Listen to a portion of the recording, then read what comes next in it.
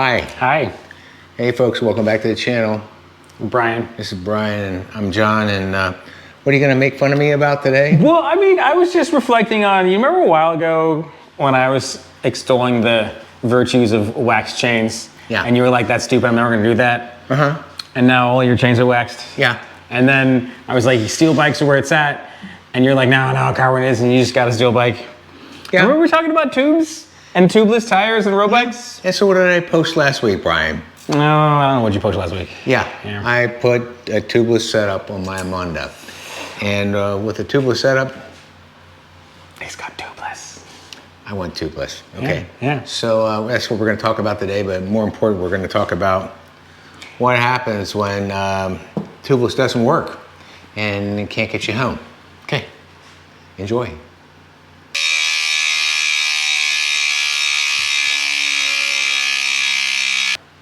So, Brian, before you give me too much of a hard time, okay? So, this is what I was dealing with last week on my road bike, and you can see maybe a little bit better this week what that looks like, that slash across it. I'm not even sure a tubeless would have survived that. Yeah, maybe not. Yeah, maybe not, but maybe it would. But my bigger question is, so Brian, and you've got some experience with this, and I really don't, about what happens when you flat. And tubeless repair kits are not new. Holy cow, I carried this one around on my motorcycle for years and years and years, and this is pretty industrial. It has a whole bunch of CO2 cartridges in it and some heavy duty plugs. But some of the stuff nowadays has gotten really light. So, yeah, I mean, you got an array here. Maybe we should move this camera around here. I'll tell you what I'll do. Why don't you talk, Brian, I'll tell you what I'm gonna do. I'm going to get on the other side of the camera, and then you'll be able to show what we're looking at here. All right, so we get three different options, and this is by no means the end-all be-all to tubeless stuff. This is a kit from Dynaplug. This is similar to the one I use. This is from Stan's No Tubes, which is kind of like the OG tubeless folks. And I don't even know where this one's from, but this is kind of like standard. You might recognize this if you ever have to patch a car tire, pretty similar. But I thought we'd go ahead, and we got this tire that you wrecked the other day, and we have a few extra. See, here's the one that, and I feel like tubeless might have survived that to get you home, but you know what wouldn't have survived that? A tube. A tube would not have survived. No, I had latex in there when it went, and so immediately. Yeah. So I just, it's only a couple miles away from home. All right, so here we got a hole that we added to this so we can test one of these things. And so here we'll start with the Dynaplug. And they have a bunch of different styles of this, but in general, there is this cylinder with like a brass dart in it. And for this one, you kind of screw this into the handle or the cap. And then all you do is you poke it through the hole. And if you watch, see how there's a brass cone right there. If I poke this through the hole, push it through. This always feels like a bear because you're adding and making the hole bigger. So you get it all the way through. And then when you the other side, Brian? Yeah, so you get it all the way through. Yeah, I thought this is kind of cool. We look at the inside of what actually happens, yeah. And then when you pull it out, theoretically, there's this sticky rope thing, and the dart stays in there. Okay. And now this plugs the hole up pretty good. I mean, you're still going to be relying on your sealant to finalize that. And they recommend trimming this down, which I noticed in this kit you have a little knife in it. You can trim that down. Though I have gotten away with not doing that if I forget a knife with me. Brian, there is a knife inside this kit. There's a knife in this kit. See a little red. Oh, here we go. See, my Dynaplug kit doesn't have one of those. So you just kind of like trim that flush. Yeah, and then your sealant does the rest of the work. And your sealant does the rest of the work, and then you hit it with your CO2 or whatever, and it's all nice. Oh, they even have this reamer to make the hole fit better. The kit I have from Dynaplug has a second size one of these. It's bigger and round for bigger holes. But then now you're left with this empty thing, and you can buy the plugs to refill that. Right. Which is always kind of nice. Cool. And so who makes this one, Brian? This is Dynaplug. I think there's a logo that's hard to read on here. They're real nice. They're made in the USA, all machined aluminum. Mine's kind of like pencil shaped and about this long. Yeah, I think this is called the Nano, and I got this specifically for using on my gravel bike because it wouldn't take up so much space. Yeah. Looks great in my burrito bag. Yeah, and they also make one that's got a CO2 cartridge built in. So you put it in, inflate the tire, and you pull it out all in one shot. More for like racing when you know you don't have time. But that's the Dynaplug. Let's look inside again. You know, you're left with this, and they claim that you can leave these in and just ride with that to the life of your tire. The only thing I would ever be concerned about is if you flat with this in on like a carbon rim, you might damage your rim. But I've put 1,000 miles plus on tires with multiple ones of these darts in them, and they're perfectly fine. Cool. So that's the Dynaplug. Okay, Dynaplug. I like the container that it comes in. It's pretty slick. They're having it all contained in one unit. Yeah. All right. Okay, so Brian, what's up next here? Well, I mean, I think we'll give stands, no tubes, a shot here. I've never done this before. This is one you have. I hadn't even seen these before today.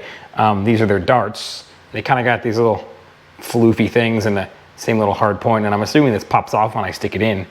So I think I'm just gonna line it up with this hole, push it in, push it in.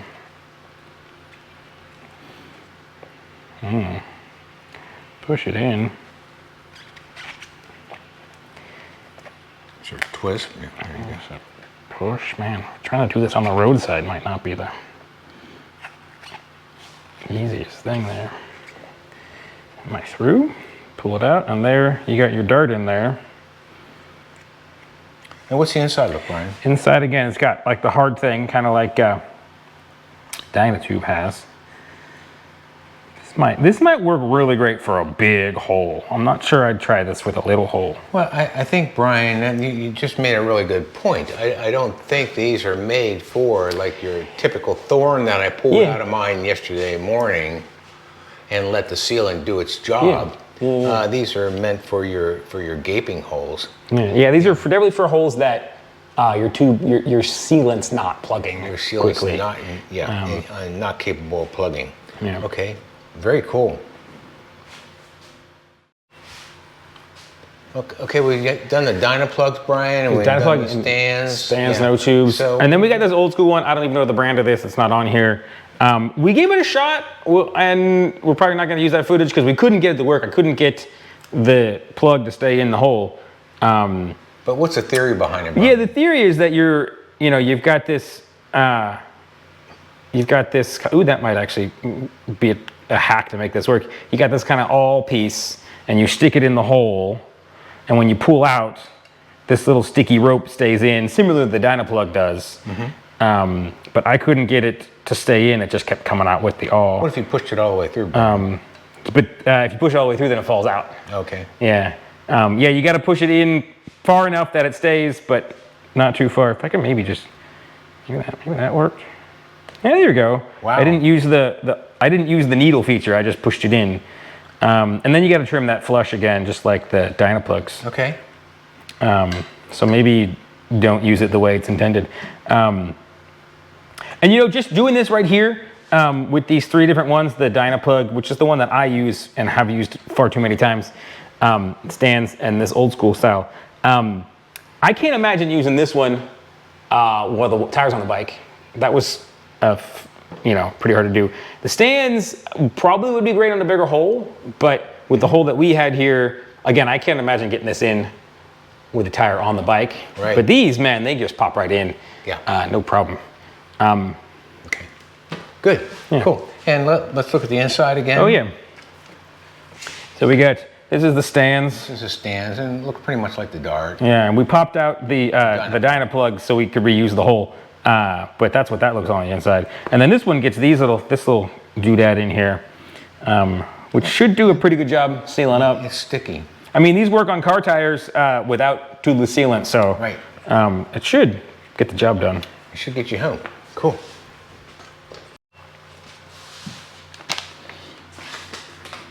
Well, folks, that was quick and painless today.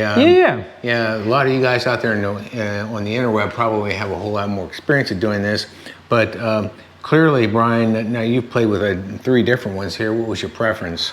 I mean, definitely Dynaplug. Mostly, probably that's because that's what I use, and I'm super familiar with it. And I mean, I've had flats with Dynaplug before that I've plugged faster than it could completely, deflate the tire. Yeah. That's the key too. which is key, you know. And if you really want to get on the road, and for me, the reason I really like tubeless is that I have spent too many, you know, hours on the side of the road patching a tube, putting it back on, finding it still leaking, taking it off again, finding that the nail went through both sides of the tube, and it's, you know, it's just a hassle. And you know, tubeless just makes that go away most of the time. Makes it go away. Yeah. So I guess, you know, your advice out there to our viewers in YouTube land is not to be afraid of the tubeless setup. Yeah. I've been using it on my mountain bike and my gravel bike, but they're a little bit bigger volume and easier to work with, so I was more comfortable with the plugs.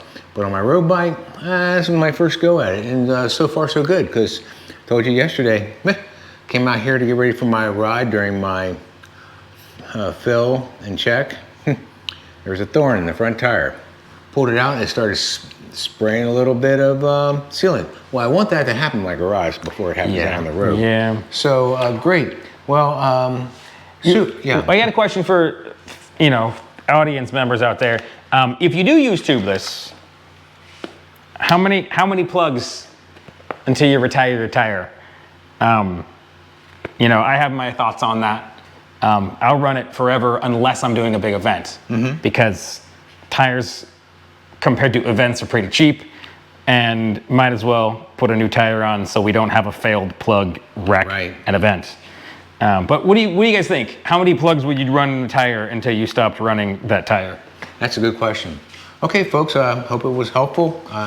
So make sure you do that standard YouTube stuff, like, subscribe, and notify. And what else are they gonna do? Oh yeah, they're gonna go out and ride and have some fun. And keep the rubber side down, you betcha. All right, folks, see you next week. Have a good one.